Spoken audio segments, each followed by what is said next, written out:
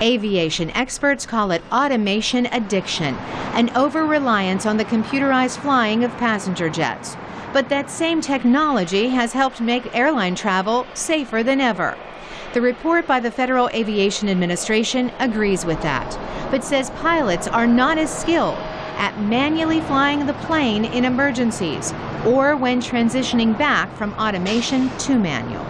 VOA first reported automation addiction as a possible cause in July's crash of an Asiana jetliner.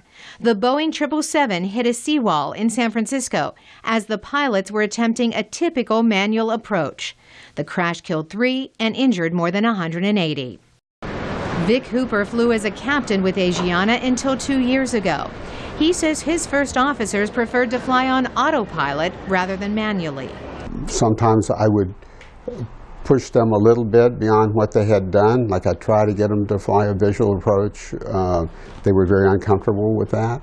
We call that culture children of magenta.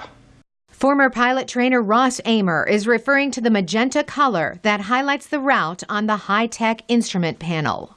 There are times where an experienced pilot should be able to totally disconnect all the technology and go back to the basics. The report found that in 1/4 of the crashes studied, the pilots were overconfident in the automation and sometimes deferred to it rather than interrupting it. It pointed to what it called an erosion of manual flying skills that could get worse in the future. John McGraw says it's something we can all relate to.